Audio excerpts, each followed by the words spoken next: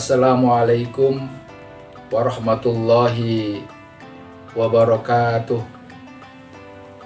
Bismillah, walhamdulillah, wassalatu wassalamu ala rasulillah, Sayyidina wa habibina wa syafi'ina wa maulana Muhammad wa ala alihi wa sahbihi wa mawala, wala hawla wala quwwata illa billah.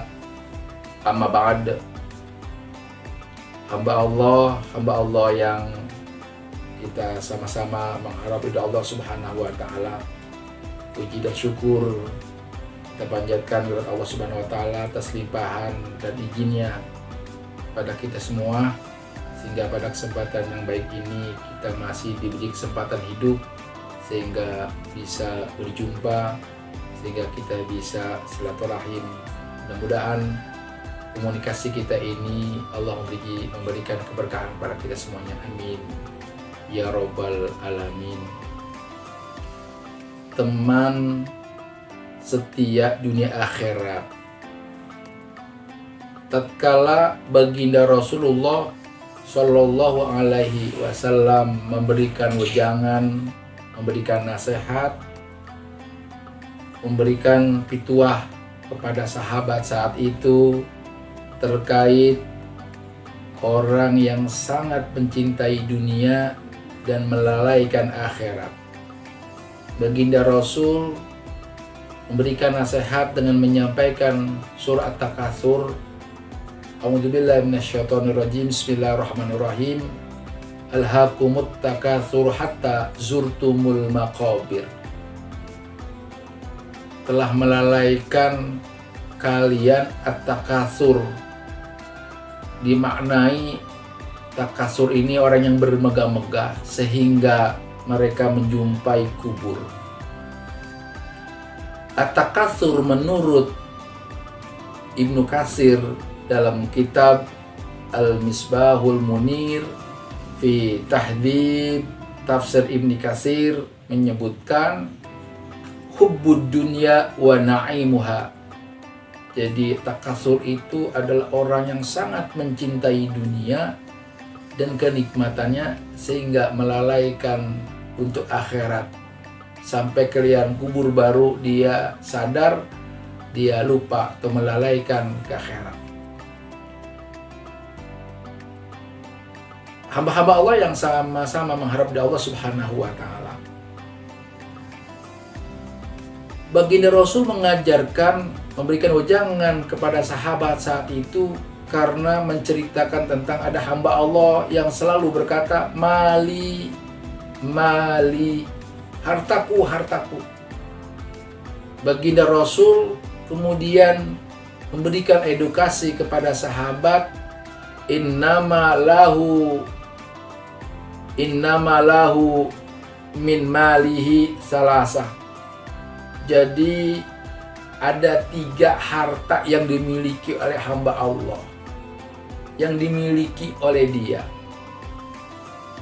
Kata Rasul yang diriwayatkan oleh Imam Muslim, yang pertama adalah ma'akala fa'afna. Harta yang sebenarnya yang kita miliki itu ada 3. Yang pertama, yang kita makan.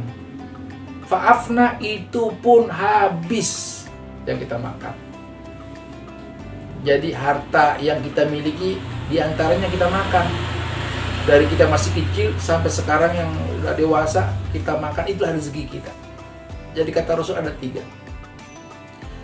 Yang kedua, ma labisa fa'abla. Yang kedua yang kita pakai itu pun sudah usang, abla. Usang, udah lenyap, udah kumel yang kita pakai. Jadi pakaian yang kita pakai, yang kita kenakan adalah itulah harta kita. Yang ketiga, kata Rasulullah Shallallahu Alaihi Wasallam, au tasaddaqo fa'amdo. Jadi sedekah itulah harta kita, fa'amdo, maka itu yang terus mengalir, yang diantaranya yang menemani kita. hamba Allah yang sama-sama mengharap dari Allah Subhanahu wa Ta'ala. Jadi sedekah ini yang terus mengalir. Jadi ada 3 perkara kata baginda Rasulullah Shallallahu Alaihi Wasallam, idza mata ibnu adama in qata amaluhu illa min salasin shadaqatin jariyatin. Ini sedekah jariyah yang terus mengalir. Sedekah jariyah bisa diantaranya adalah wakaf yang terus mengalir. Sedaqatin jariyah. Au ilmin yuntafu bihi au waladin shalihin yad'ulah. Ilmu yang bermanfaat atau anak yang soleh yang mendoakan kedua orang tuanya. Ini yang terus mengalir. Bagaimana amalan-amalan kita seperti haji, saum, dan sholat. Misalnya sholat, ya sholat berhenti setelah kita wafat, pahalanya berhenti sampai di situ. Jadi yang terus mengalir, yang tembus sampai akhirat nanti, sampai alam barzah adalah ya sedekah tadi ini. Inilah amalan ataupun yang menjadi teman kita nanti, yang menemani kita. Imam Bukhari meriwayatkan, yatba'ul maita salasatun. Rasulullah memberikan wejangan kepada sahabat, mayat diikuti oleh 3 hal, kata Rasul. Fayarji'u usnani, 2 pulang kembali lagi, enggak menemani ke kuburan. Wa yabqa ma'wahid, yang menemani dia cuma 1. Yatba'uhu, yang mengikuti dia, kata Rasul dalam hadis Imam Bukhari ini, ahluhu maluhu wa amaluh. Hartanya,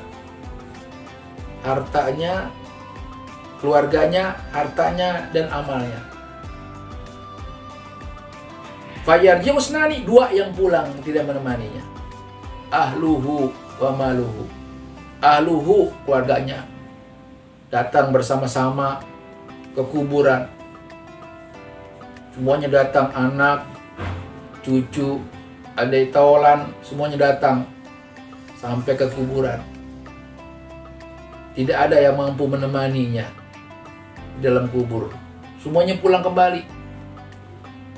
Wa malahu, hartanya yang dibawa, misal jauh mobil mengantarinya, hartanya. Sampai cangkul pun yang dimilikinya gak mau menemaninya ke kuburan, dibawa lagi, pulang lagi hartanya. Jadi dua-duanya pulang. Wa yabqa wahid, kata Rasul, yang menemani dia, yang setia dengannya, amalnya.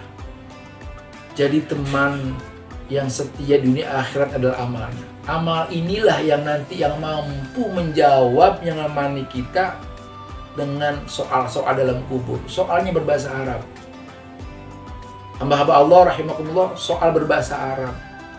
Jadi bagi kita yang tidak pandai berbahasa Arab, ketika amal solehnya banyak di dunia ini, amal soleh mampu menjawab dengan bahasa Arab, bocoran soal kubur, man robuka dan sebagainya.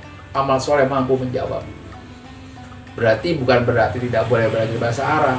Artinya amal soleh tadi menjelma menjadi pandai menjawab. Di surga nanti berbahasa Arab. Jadi nggak usah takut yang nggak berbahasa Arab. Tapi kalau dia orang soleh, orang baik, dia memahami Quran, baca Quran, memahami hadis dan mengamalkannya, dia masuk surga, dia pintar berbahasa Arab. Bukan berarti nggak boleh berbahasa Arab. Ya, bahasa Arab adalah alat untuk memahami dalil-dalil syariat dan sebagainya, penting juga. Tetapi seandainya bagi mereka yang tidak pandai mampu bahasa Arab, tapi amal solehnya banyak, amal soleh nanti ngomong bahasa Arab dan menjawab soal kubur dengan mudah. Masya Allah, luar biasa. Pertanyaan buat kita, renungan kita yang menjadi edukasi, seberapa besar amal soleh yang kita bawa, seberapa banyak amal soleh yang kita miliki. Ini persoalan, karena itu yang menemani kita. Jadi teman yang sejati adalah teman yang mau menemani kita, yang mampu menemani kita baik dunia dan di akhirat. Itulah amal soleh. Karena itu al-faqir ilallah mengajak diri kita, mari kita berkarya, mari kita berbuat untuk bekal kita nanti akhirat. Suka tidak suka kita akan pulang kepada Allah Subhanahu wa taala, tinggal tunggu masanya. Kata Rasul, usia umatku kisaran antara 60 sampai 70 tahun. Bukan berarti kita menunggu demikian, bisa saja usia nggak sampai 60, nggak sampai 70, bisa saja lebih dari tadi itu. Kita tinggal menunggu giliran. Semoga kita termasuk menguatkan dan selalu melibatkan amal ibadah kita, kelak pulang kita ditemani oleh amal soleh yang kita miliki ini. Mudah-mudahan sekelumit ini memberikan pencerahan bagi kita semuanya. Wallahul muwaffiq ila aqwamit thoriq. Assalamualaikum warahmatullahi wabarakatuh.